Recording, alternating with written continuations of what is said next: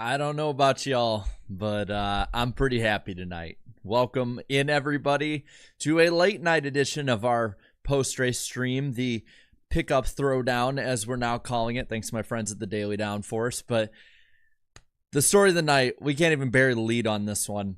Rajah Caruth gets his victory, his first victory of probably many in the NASCAR Craftsman Truck Series, and what I thought was actually a really, really fun race. And I can see that, oh, okay, I thought Fox already went off the air. Like, come on, you got to talk about this a little bit more.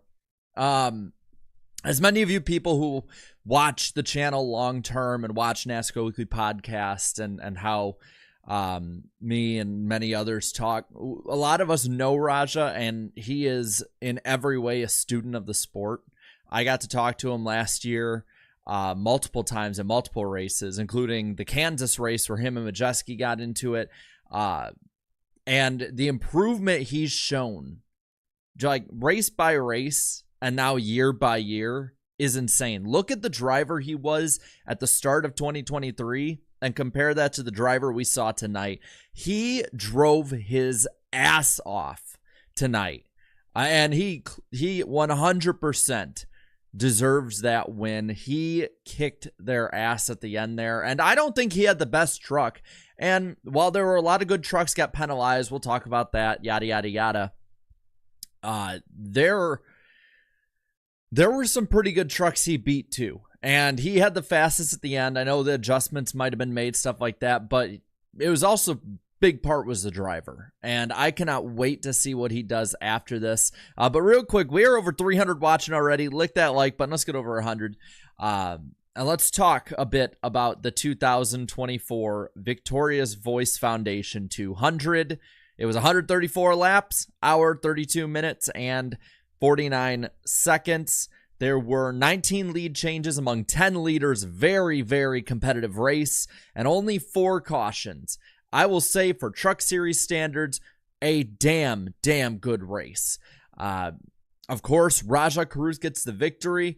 Tyler Ankrum was closing in at the end, and so was Corey Heim. Both of them were definitely closing on him as he was going through lap traffic. But Rajah gets the win by about 8.5 tenths over Tyler Ankrum. Corey Heim in third, Taylor Gray fourth, Christopher Bell, highest Cup regular, in fifth. Then Eckes, 6th. 7th was Matt Crafton. Zane Smith in 8th. Grant Enfinger, 9th. And 10th goes to Majeski. After that, in 11th, we got Garcia. Then Ben Rhodes in 12th.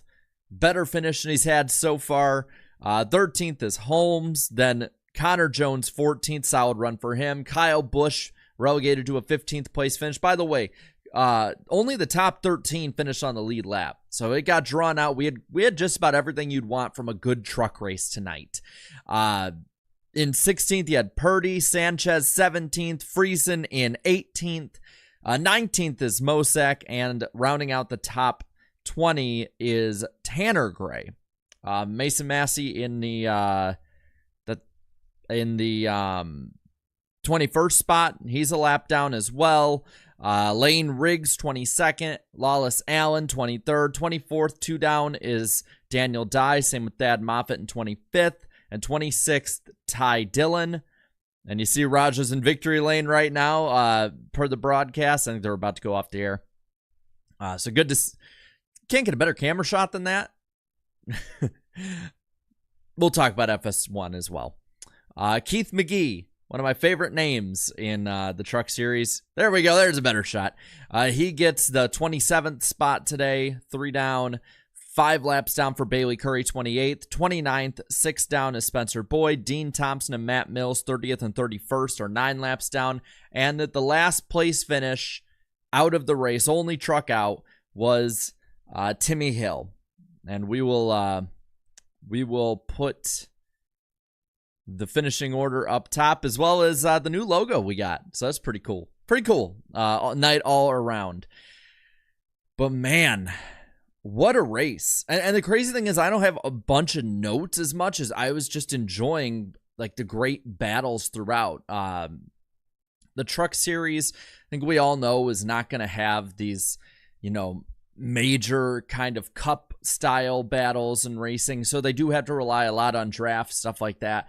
But it was a great race. And you know what? Raja also gets the win, I believe, yes, from the pole. His first career pole and win in the same race. So it's just a great moment for him. Real quick, I'm going to read off these super chats that came through. I don't want to ignore you real quick. And I will keep an eye on the chat after that. But first comes to $2 super chat from Napa Racing Fan. Says, yes, Caruth beat the Leuna. I think that's how you say it. Pole and win. Awesome. Fred Dog 81 for 5 says, nice win for Raja. Also nice to see a truck race without a bunch of drivers being idiot. No, wait. Here comes another pit road penalty. Idiots in all uppercase. And then Agent Boyband SLG for the 2 says, let's effing go, Raja Caruth, as his car said. Yeah, he was on one tonight, man. There's no other way to put it. He was just, well, there are a lot of other ways to put it, but it's just the same sentiment with all of it. Raja does start on the pole tonight. Kind of let's go through the race rundown with you guys. Raja on the pole, good start for him overall. Eckes gets the lead early. They're fighting 40 mile an hour to 50 mile an hour gusts of wind, which if you're in a race car, race truck, whatever you are racing out there, that much wind will affect you a lot. I think they were saying that because of the wind coming from behind them down the backstretch, that they were going like 13, 14 miles an hour faster than usual, and they looked faster tonight. They really did. And then on the front stretch, they looked, like they were crawling because of how much wind there is. And tomorrow, I was looking that there might be wind gusts as high as like 70 to 80 miles an hour tomorrow. Something I am really anticipating moving forward into the weekend. I think trash getting out and onto the grills of these cars is going to be a really, really big factor to watch. But Eckes gets the lead early. It's not very long before we get our first caution for cause. Bailey Curry crashing off 2. We wouldn't get much action, though, tonight. Let's see. Who's trolling? Because I can get him out. Or mods can. I know we got mods in here. So, anyway. Lap 8, we get restarted, and it's Eckes versus Kyle Busch. Eckes leads a bit. Kyle Busch early was fast. He looked like Kyle Busch, but ultimately it really didn't get that far for him. He wouldn't last up front. His truck was maybe good for 10 laps at a time, and that was about it. He'd fall off through the run. He was generally tonight a 5th to 10th place truck, which for Kyle Busch standards is atrocious. But the stage ends with Majeski getting the win over Caruth, then Friesen, Ankrum, and Heim the top 5, then Bell, Taylor Gray, Kyle Busch, Enfinger, and Matt Crafton your top 10. Thank you to Pit Stop Perspectives for a $2 super chat. Did somebody else crash outside of my house? I don't know. Sounded like it. But Pit Stop Perspectives, thank you for the 2. Awesome win. Happy for Raja. First of many. It will be the first of many. We will talk more about Raja after we get through the rest of the race review. Let's get to stage 2 here. We get the restart with Raja having the lead now. He holds off Kyle Busch. I don't care how bad Kyle Busch's truck is. I don't care if for Kyle Busch standards, he's driving a piece of garbage out there. Holding off Kyle Busch at any track in any truck race is a hell of a feat. And Raja did that for a lot of people too. I see Blue Jimmy also, you had an accident on your block. Damn. Drivers just get worse and worse. It's not just the truck series like we thought before, but I think maybe something got through the truck guys because they've been relatively clean so far since Daytona. Knock on wood that we keep that up. Anyway, mostly it was just a lot of battling back and forth for the lead and for positions throughout. Majeski would end up getting the lead with about 8 to go in stage 2, and he'd win over Heim. He'd sweep the stages. Majeski sweeps the stages tonight over Heim, Carruth, Taylor Gray, and Kyle Busch, top 5. Then Sanchez, Enfinger, Zane Smith. It's about the only time we'll talk about Zane Smith tonight because he was MIA. Stuart Friesen and Matt Crafton. It's actually good to see Stuart Friesen run well too. I know it didn't end out that well for him, but I do like seeing him run well. It very much reminds me of 5 years ago or so. But we restart in the final stage on lap 67. Very quickly, we have our final caution of the night for Dean Thompson slamming into the wall off 4. It looked like it hurt. Is that an area? I don't know. It looked like, but maybe it's just because I wasn't looking correctly. But was that in an area that didn't have safer barrier? That's a good question. I want to see in the chat you guys answer that for me because I might have been wrong and I'm not going to rewind an hour to see. But we get our final restart of the night on lap 67, or 67 to go, I should say, or 62 to go, somewhere a little over 60 to go. We'll just say that. We get a restart between Kyle Busch and Ty Majeski. Majeski would lead on this crazy restart where Nick Sanchez jumps up to the second spot. Sanchez slowly but surely was getting better and better through the night. It does have safer barrier. Because I'm just thinking, I know the front stretch of a lot of tracks still don't, which I don't understand why some don't have safer barrier. I think that's just stupid. There should just be safer barrier on every wall possible to have that. But as we found out with Ryan Blaney's wreck at Nashville last year, not every track has safer barrier everywhere. Again, I could be wrong, so bear with me. Need for Speed, thank you for the 5. To defend Ty Dillon because Fox sucks. The problems with the tie rod, tire vibration, steering problems, off-centered steering wheel, and engine ran hot. Yeah, Ty Dillon ain't doing too good this year. Not too good. Yeah, Indianapolis doesn't have a lot of safer barrier at certain points. It's a good point. Now, Mills would get into the lead, but there'd be no caution for this. They'd let him race, which I very much liked. And Majeski and Sanchez really seemed to be the ones battling for the lead for a while. Raja was right there with them the whole time, kept himself in contention. Heim would get to the lead, and then Majeski would. And Ty Majeski looked like he was, if he wasn't like insured to win, he was insured to be battling for the win down the line. At that point, with 33 to go, we have green flag pit stops. This is what decides the race, because we have a lot of good contenders, like Nick Sanchez, like Ty Majeski, caught speeding. Kyle Busch with a safety violation, which I believe was a tire coming out of his box. FS1 and FS1 ways does not explain it. Don't know why they wouldn't. Mason Massey would attempt a gamble to stay out. There's no real harm in that for him. He's gonna finish in the 20s no matter what. You might as well at least go for a win. Hope a caution comes out. Doesn't happen at this time. Taylor Gray, I believe it is Taylor Gray or Tanner Gray. Yeah, Taylor Gray and Raja Carruth are battling side by side for the provisional lead if it goes green like it did. FS1 misses the pass for provisional lead with under 25 to go, I believe, or around 25 to go. So we are getting down to crunch time, and they're following a truck who we all know isn't going to win no matter what, even if the caution does come out. Come on. Like I've been defending Fox on the Cup side because I think Fox on the Cup side's done really well. For every step forward they'd taken in Cup this year, they have taken an equal amount combined back in Xfinity and Truck. It's just bad coverage.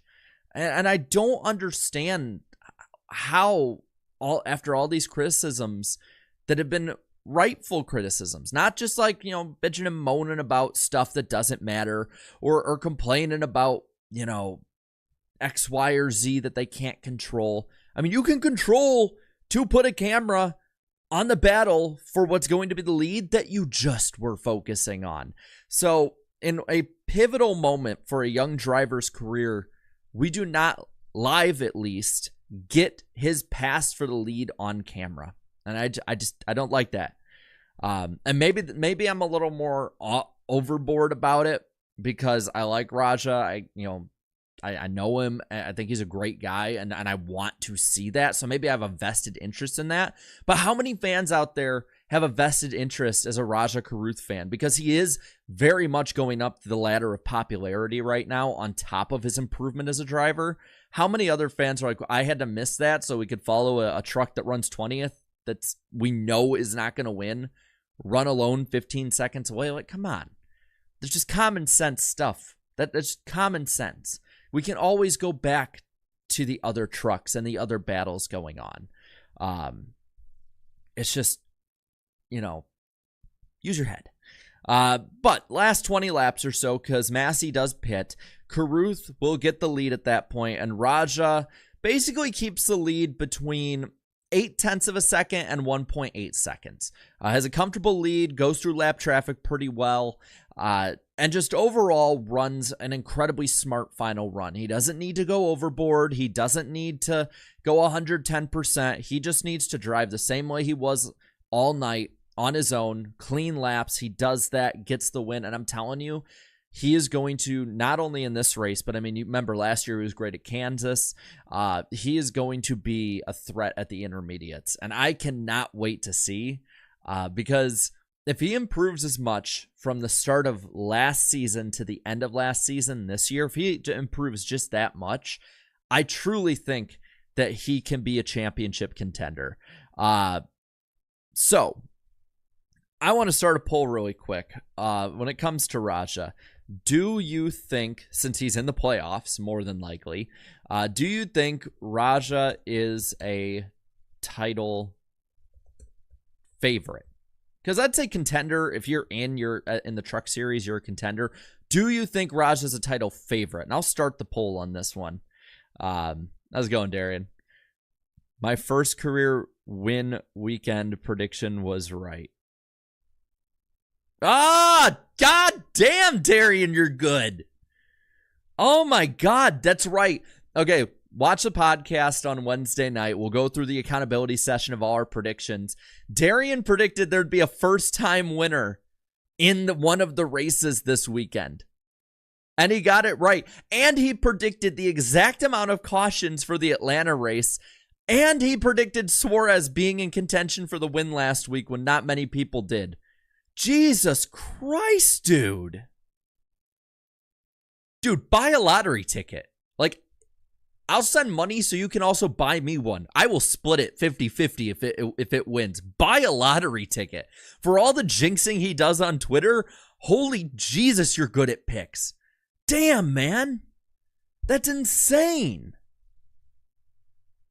Wow.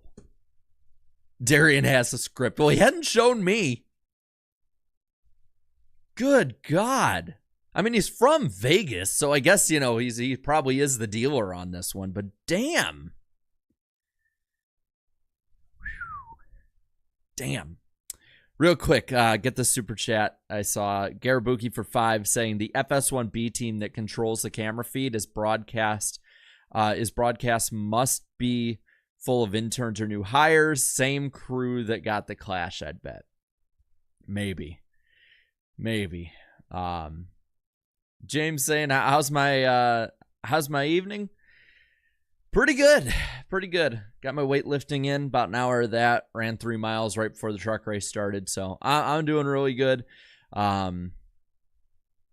And 60, let's see, when it comes to who you think's really good, minute pass, 154, or 2 minutes pass, 155 votes in, and nice, 69% of you, 68, 69 back and forth percent of you saying Raja Caruth is a title favorite. We all know he's a contender, but y'all are saying favorite. Let's get up to 150 likes before we end this tonight. We're going to end the poll right here. So 68, 32, even though it says 31, it's 32. It's just weird rounding. Damn. I'm sorry. I just can't get over like that pick. But I'm just overall very happy for Raja tonight. He deserves it. He has put the work in. And I mean, I'm sure most young drivers put the work in, and maybe it doesn't get covered as much. I just know that he's at every race, even if he's not needing to race after the trucks. Like, he's at every single race studying, asking drivers for information, for advice, why they did what. And it's paying off big time. I would not be surprised, especially if the sponsorship holds. I would not be surprised if he is full-time in a JRM car next year, especially if he gets better and better. I think Phelps jumped the gun on calling him a superstar right away a couple years ago. But I do think he has the ability to be one. And the thing is, like, as he's more comfortable too on the media side, he's a great personality. He is a great personality. So I can't wait to see what the future's holding. I think he's going to have a very, very productive and good 2024. But yeah, we'll be live after the Xfinity race tomorrow and the Cup race, both of which will have more than 32 cars.